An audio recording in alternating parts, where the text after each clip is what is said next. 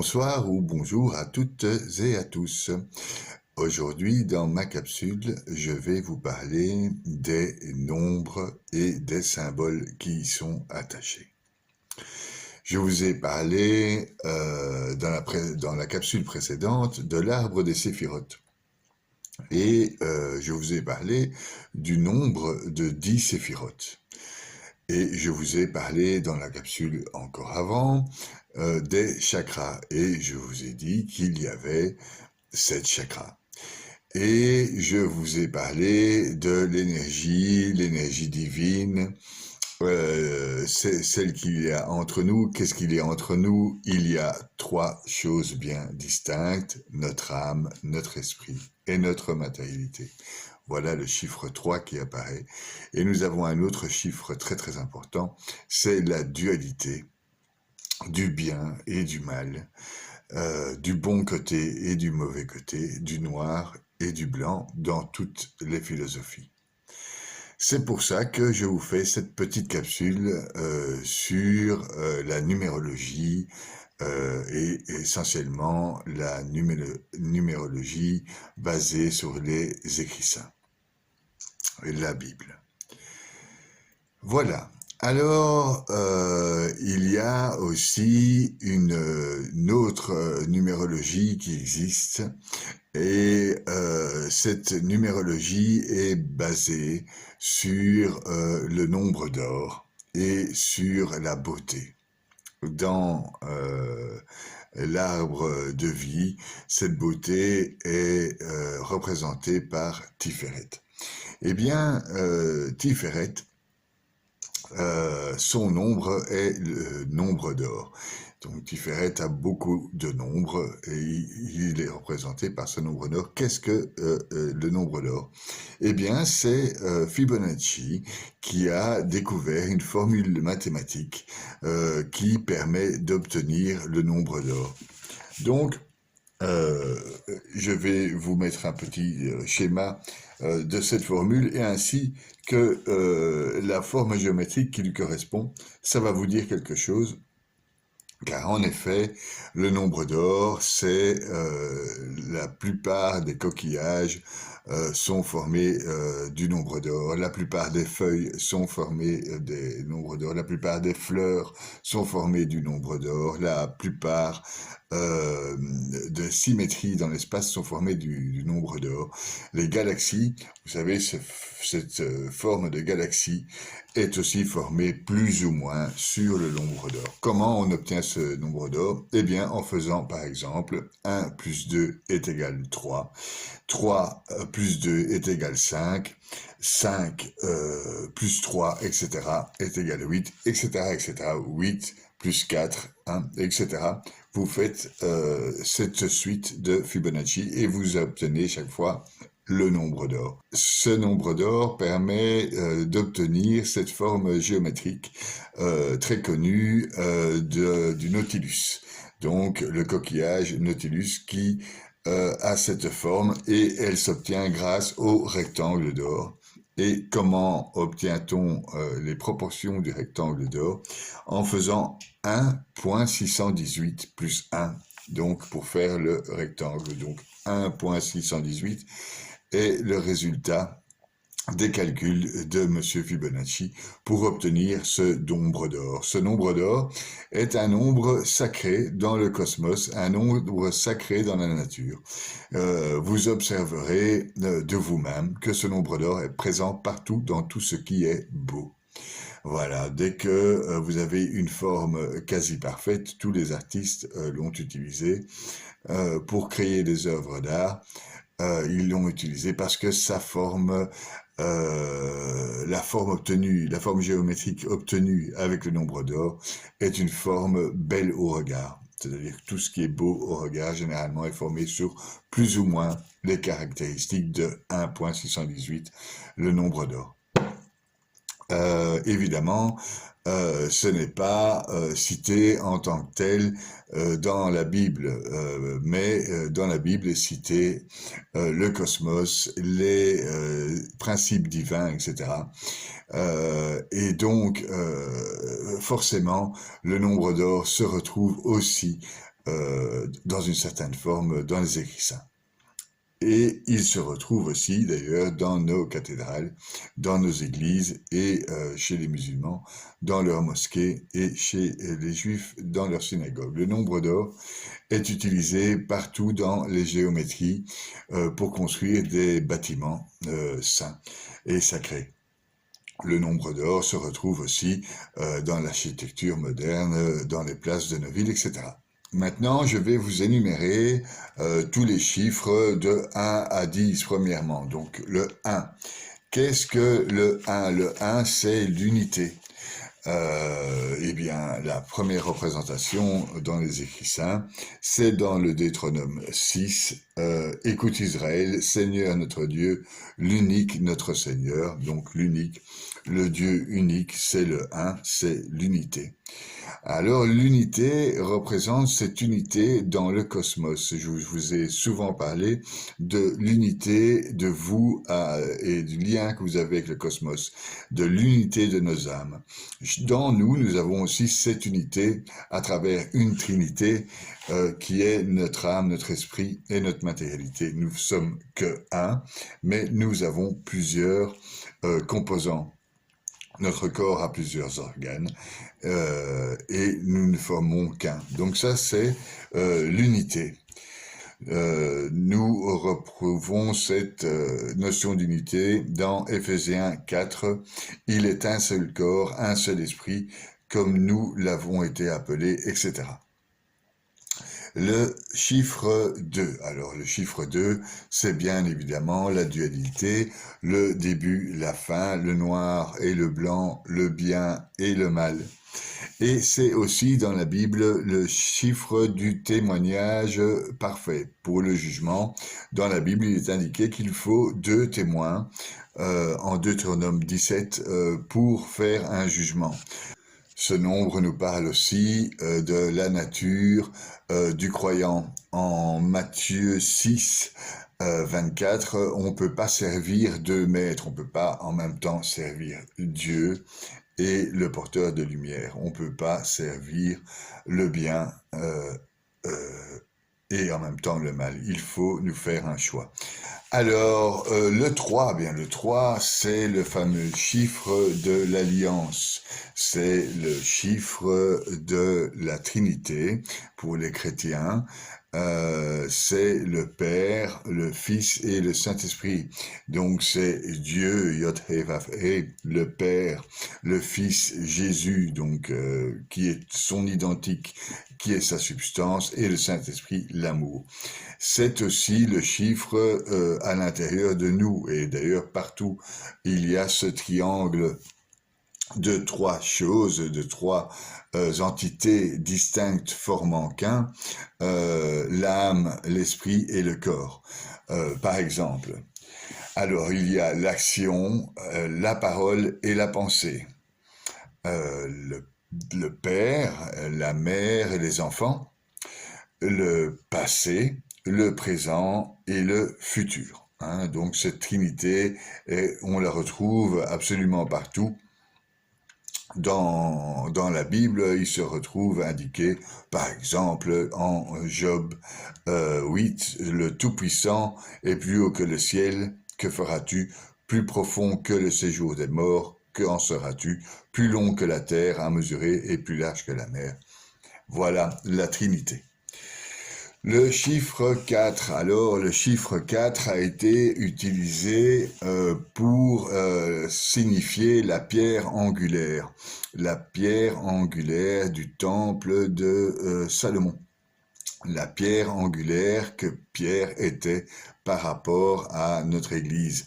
La pierre angulaire rejetée en dehors du temple qui a signifié la présence de Jésus-Christ dans le monde. La pierre angulaire pour les francs-maçons, qui est la pierre de Caïn, qui a bâti le temple de Salomon d'après eux.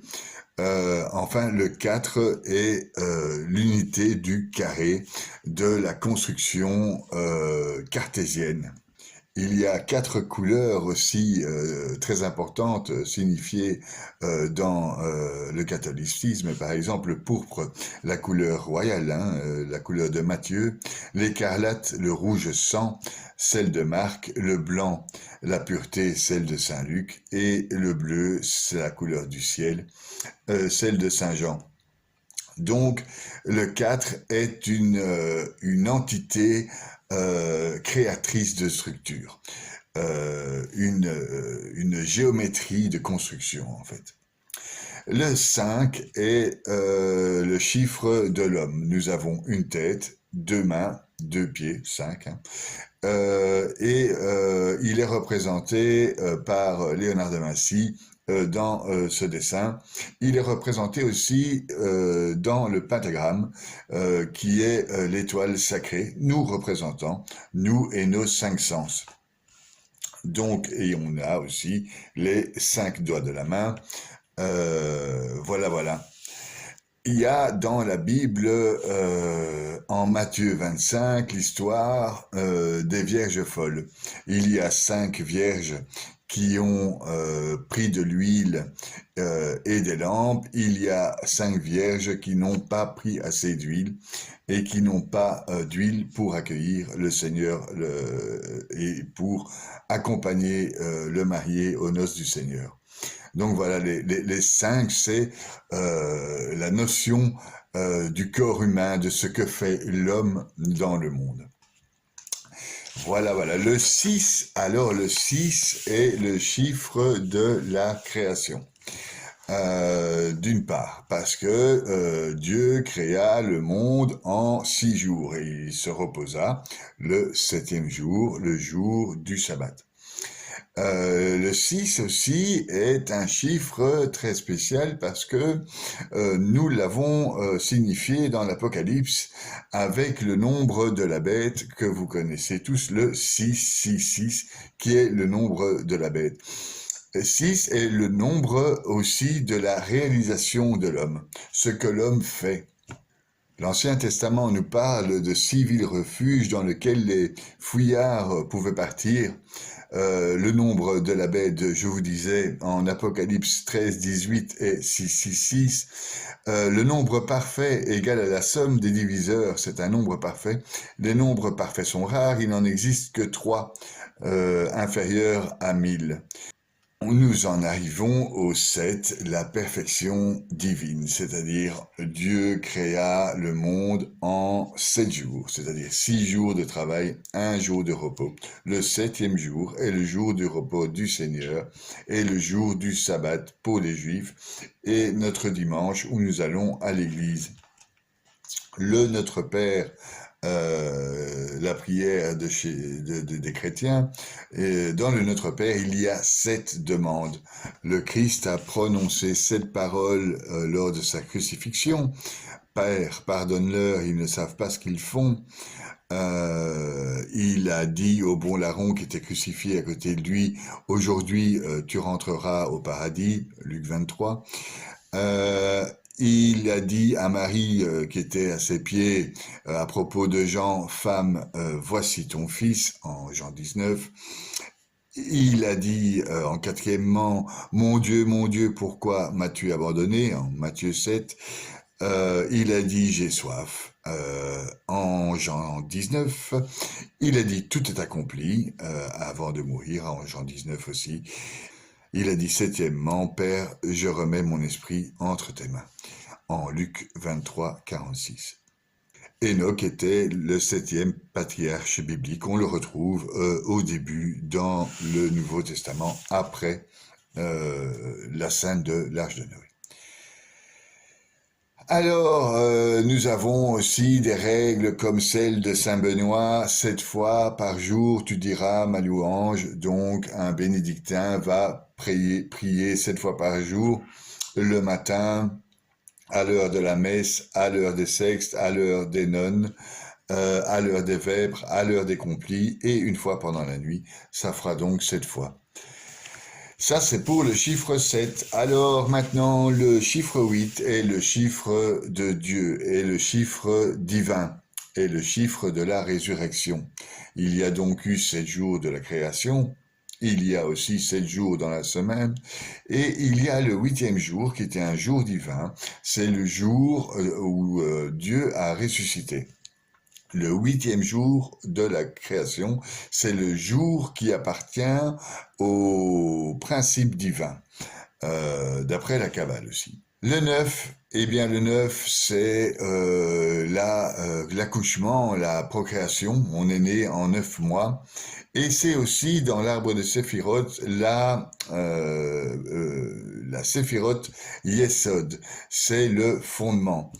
Le 9 représente donc ce fondement, la base sur laquelle l'homme, le côté masculin, s'est créé.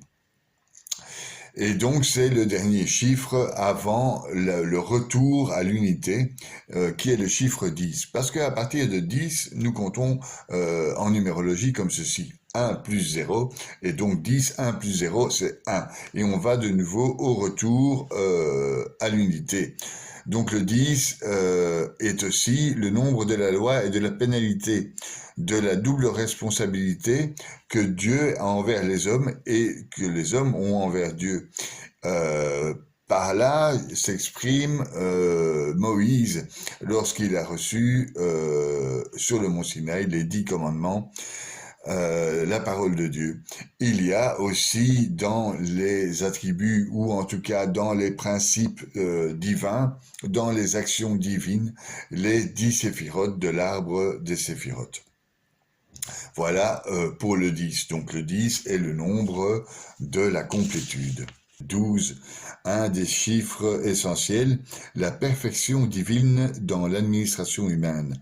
Il y a donc les 12 apôtres, les 12 tribus d'Israël, les 12 portes de Jérusalem, les 12 patriarches et le cercle.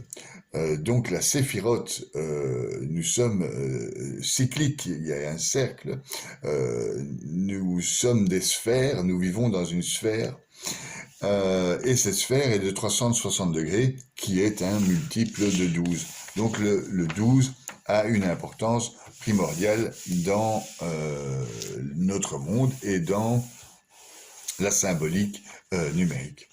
Le 14 est le chiffre dans la Bible de la perfection et de la plénitude des temps. En Matthieu 17, il y a donc en tout 14 générations depuis Abraham jusqu'à David, 14 générations depuis David jusqu'à la déportation à Babylone, 14 générations depuis la déportation de Babylone jusqu'au Christ. Voilà donc pourquoi le chiffre 14 est important dans les écrits saints. 40 est le nombre du jugement et de l'épreuve. Jésus a passé 40 jours dans le désert à se battre contre Satan. Il est aussi le chiffre de la maturation. Israël a passé 40 ans aussi dans le désert avant de sortir d'Égypte. Le règne de Saül, de David et de Salomon ont chacun duré 40 ans. La vie de Moïse est de 120 ans, donc 3 fois 40, 40 en Égypte, 40 comme berger et 40 avec le peuple dans le désert. 70 ou 70, c'est le nombre de la plénitude et de la responsabilité. Donc 70, je vous l'ai déjà dit, c'est le 7 plus 0, et donc c'est 7, et donc c'est la création, 70.